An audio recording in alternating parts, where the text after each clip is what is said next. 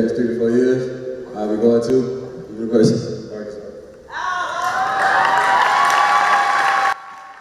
Well, that was the big scene from Tuesday night as Tavion Wallace, a 4-star linebacker out of Georgia, committing to the Hogs over some other pretty impressive Power 4 programs like FSU, Georgia, and Florida. We're going to get into that in just a second, but welcome in to PTN Extra. It's nice to see you back. And before you guys get into it, I know my voice sounds a little weird. I'm getting over a cold, so no making fun of me in the comments on this one, okay?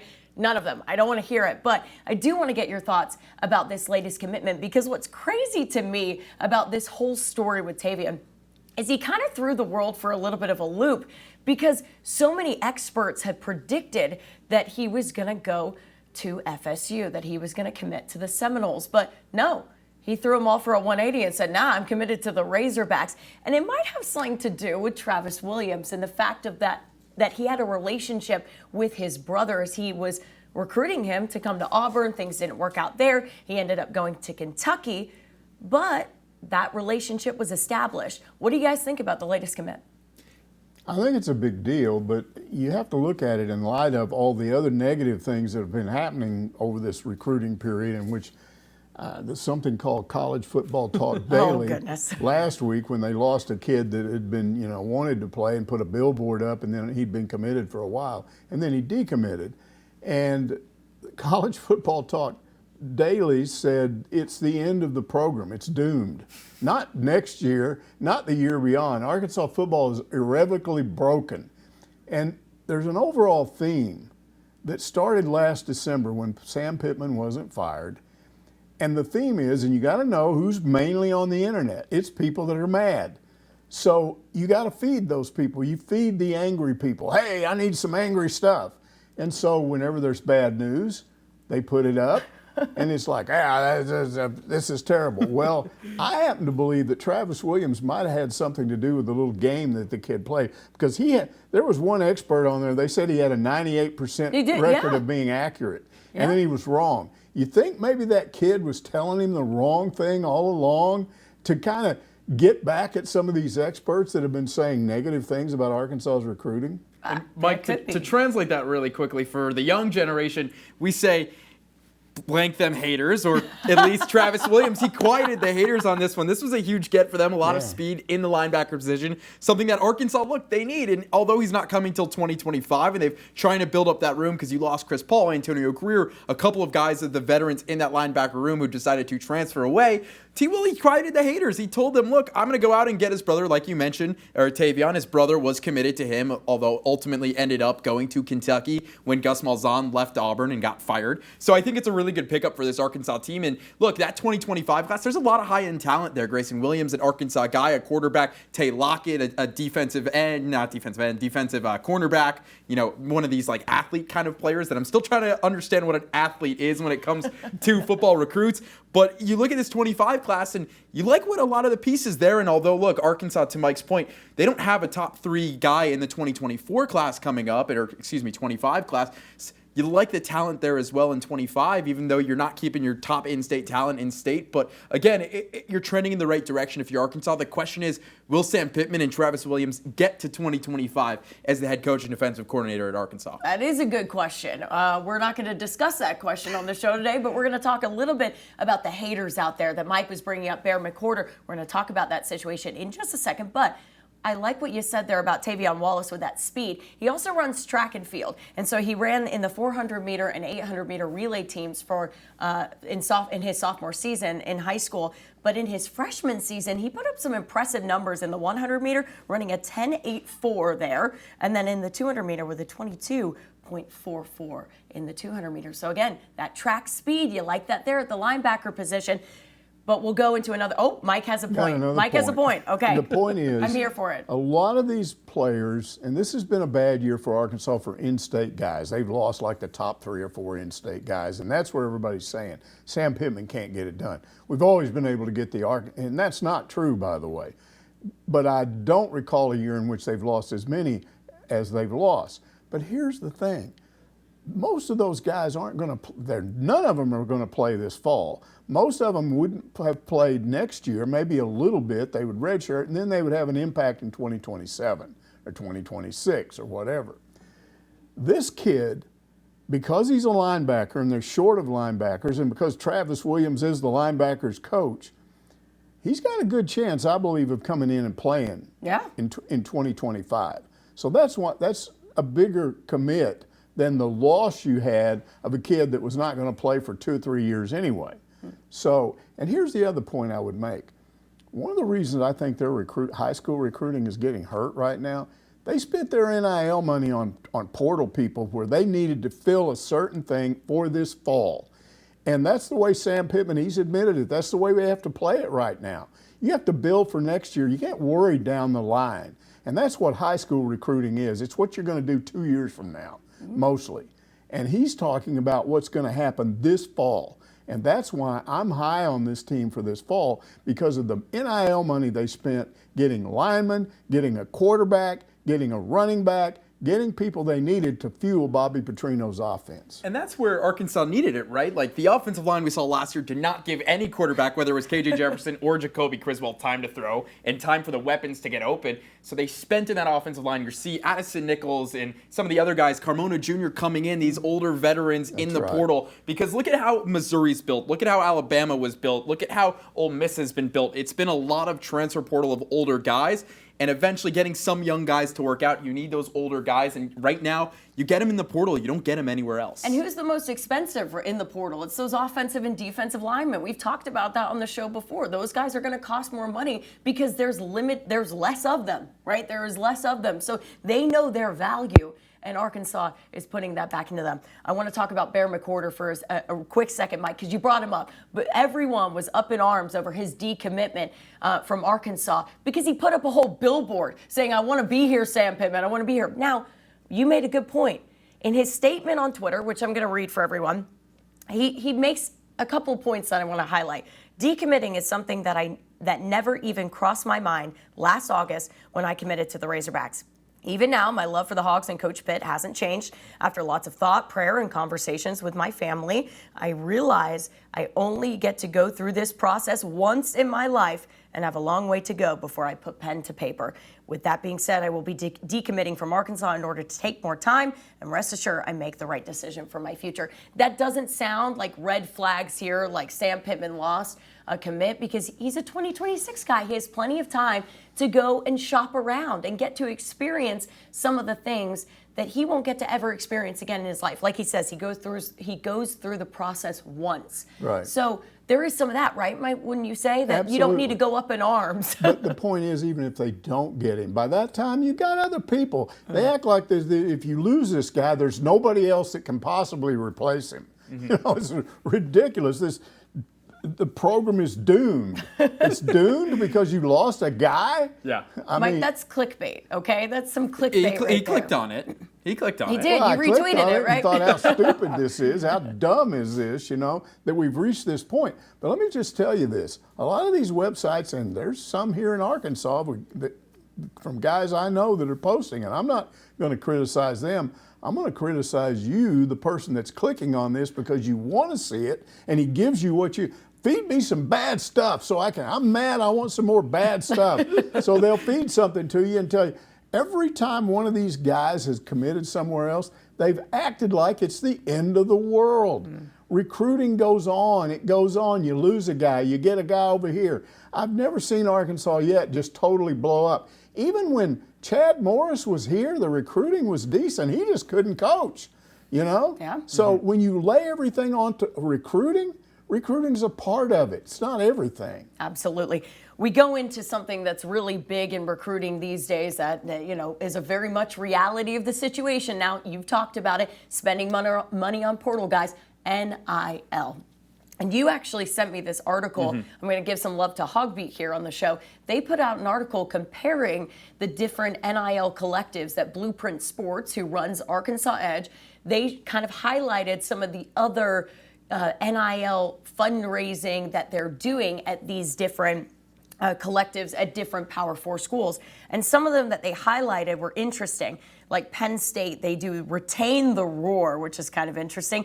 They're doing a drive for raising $500,000. They've raised 42% of that, just over $211,000 right now. Wichita State does the Wheat Shock Collective, which is kind of interesting as well. I like the name. I know, I Wheat like Shock. that. Wheat Shock Collective, I kind of love that. 100K matching challenge is what they're doing right now. They've raised 70% of that in just over $35,000 of the 50K, which will be matched once they get it to make $100,000. So that's kind of cool. And then you also have Arkansas Edge's Drive for Five, right? Where right now, currently, as we record this show, the Drive for Five, they want to get 5,000 members. They have 16% of their goal, which is 782 members. They want to hit the goal of 5,000 members before the start of football season, August 29th, if I'm not incorrect there. They moved that date up. If they want to hit that goal, they have to get a number of 69 new members daily signing up. To me, that seems a little crazy. Maybe it's not, maybe they'll get it. But I wonder, just reading some of the other collectives and what they're doing and how excited some of these other, even Wichita State, I was shocked to see that they got 70% of that 50K goal very quickly. Yeah. I'm wondering just why is it taking Arkansas fans or the Arkansas fan base, it's taking them a long time to kind of latch on to the idea of NIL. I'm wondering your thoughts on that. And you have to remember, too, that's not even including Ole Miss, who's probably the top NIL collective in the entire country, let alone some of the other SEC schools, LSU and Texas now, who are now in the SEC and all of these big collectives. But it's really interesting when you're looking online the last couple of days, a lot of the publication that have come out from Arkansas Edge, their number one Edge earner was Vahiva Aloy. Whoa. And that, to me, is kind of crazy because it's great because it shows the care for the baseball team in the state. But when your starting shortstop is making more money than a current quarterback or any Landon Jackson, for example, you're kind of just sitting there scratching your head. Now, to your point of, I don't really understand why the number isn't where it wants to be. But for me, as somebody who is a young adult and kind of it's just out of college, I look to the students, and that's really, again, something that I've asked myself on stuff in our industry of how do we get these young kids to watch our content and do all of that stuff, and the answer is I've been trying for 5 years and I have not figured it out yet, but the reality is college students are not going to pay $25 a month to join and to sign up for not to be, a hater on anything that Arkansas Edge is. You want the athletes to get compensated, but the reality is kids aren't going to pay $25 a month. One, because a lot of them might not have $25 a month to just throw out there. And two, for kind of exclusive content that they get from various sites and Arkansas Edge and what they're pushing for. The Chicken Man shirts are great, but they're just really bit shirts. It's nothing that people can latch onto for a sustained period of time. So as to why, people, that's just the students. That's coming from me, who's 23, right out of college, and can get into that mind space. Coming from some of the older fans, that I don't know, that I can't understand, and that I think Mike would have a better idea of explaining as somebody who's been in the state for longer than I have. But when you look at kind of where you need to hit, it's the college students. They're the heart and soul of your student section and of your fan base. And when you're not hitting that, it's because you can't.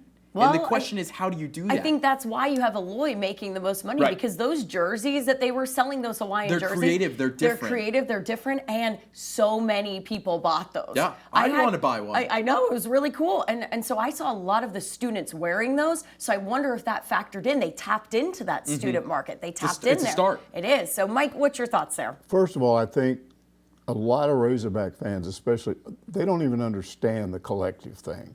They kind of know what NIL is, but they don't understand this whole collective and the edge and what is all of that. I think a lot of them have the attitude that if money needs to be given to athletes, it should be by rich boosters. I'm a fan, but why should I give money? I mean, I got too many other things in my life that I have to give money to. And I don't think they realize that in a lot of these other schools, it's that grassroots thing that is helping them. And therefore, if you are a real fan and you want Arkansas to win, and you have that mentality of you're not going to give any money, and you don't see why you should, you're one of the reasons they're hurting right now. So some of it has to be an educational campaign to explain what's going on and why they're doing this. Now, the other thing is this. This may all be kind of going away because right now, NIL money, and a lot of fans don't get this, a school can't give you NIL money. They can't take money out of their budget. I saw an article the other day that said that actually Arkansas is far from broke in terms of money for athletes, because whatever they are lacking in NIL, they make up in live gate ticket sales for all sports: football, basketball, baseball, volleyball. A lot of Arkansas sports like volleyball, softball, they're getting a lot of money that other schools aren't getting hardly any revenue from those sports. So the money is there, but it's inside the athletic department. You can't turn around that and give that to an athlete. If they switch over to this new plan, and we're nowhere near there yet, where you actually are giving athletes money with their scholarships through your own athletic budget, which is different from NIL, then I think Arkansas is going to be in really good shape there. It's still not worked out about NIL. They've got to come up with a rule that says you can't just bid for players. Yeah. And you can't just bid in the portal. They're going to have to do something about portal tampering, where you get a hold of somebody that you think is good at another school and you say, hey, if you'll come over here, we'll give you $4 more million than you're getting there. You're getting $2 million, we'll give you $4 million. They got to do something about that. And I think they can if this whole plan comes through, because it's designed to make the court systems back more favorable toward the universities and the NCAA, because right now the courts are siding with athletes on every lawsuit. Exactly. I want to cut in quickly because, Mike, to your point right there, here's the top 4 players in NIL valuation right now. Shedeur Sanders, quarterback, $4.6 million. And I'm just talking football. I know Livy Dunn is up there at like 2. Oh, and yeah, when it comes in she total, makes a lot of money. Travis Hunter, $2.7 million. Arch Manning, $2.4. Quinn Ewers, $1.9 million. Those are the top 4 earners in college football. And I believe right after Quinn are another 2 SEC quarterbacks in Jalen Milroe and Carson Beck. So in general, when you look at it, it's these high-profile guys who are making money, but look at all of the guys who transferred. Quinn Ewers transferred from Ohio State. Shedeur and Travis Hunter both transferred to Colorado from Jackson State. Arch Manning, I think his last name says itself. We know why he's making money. and Milroe and Carson Beck are 2 guys who have benefited from being at their schools for a long time. So to the point of, these are the guys who are making the most money. How do you equal that? And we asked Chris Bauer that, and that's the pressing question right now, is how does, Shedeur Sanders make as much money as a Colorado women's soccer player? Or switch that. How does a Colorado women's soccer player make equal money or somewhat close to Shedeur Sanders? And that's the issue with NIL, is the inequality between players on different teams. Absolutely, and the inequality between even male and female athletes right now. I know Livy Dunn is up there, like you said, but we do see the inequality there, and I wonder how Title IX gets involved in all of this. I think there's so much more to this conversation, and we're only kind of scratching the surface on it all. And you're exactly right, Mike. They're going to have to put some checks and balances on all of this in the bidding of players. The whole part of this system that's being planned, and the first part of it's already in place. The NCAA's agreed to pay reparations, or whatever you want to call it, to athletes going back to 2016. We made a mistake. We didn't give you enough. So we're going to give you more money now. And that makes the courts more favorable, because they feel like that athletes have been getting the short end of the stick. And let's talk about why this happened. It's TV money. The TV money just got bigger and bigger. When I started covering Arkansas was on once a week. Once a year, maybe twice. You didn't get the kind of, and you got personally paid, your conference didn't. Then they started making it a conference thing, and then everybody's on, and so then ESPN's saying, okay, each conference gets $20 million, then it was $30 million, then it was $40 million. And you reached a point where your live gate was less than the money you're getting from TV. And when put all that together, where was it going? It was going to big, gigantic salaries for head coaches, coordinators. A coordinator used to get $100,000. Now they're getting $1.8 million, $2 million. And even your assistant coaches are getting $500,000 and $600,000. And then your athletic director is getting $2 million. And then the people under him are getting $800,000. And the court systems looked at that and went, these college athletes are getting a $50,000 scholarship. And these people are making hundreds of thousands of dollars off this money. It's unfair. So we got to figure out a way to force them to do the right thing.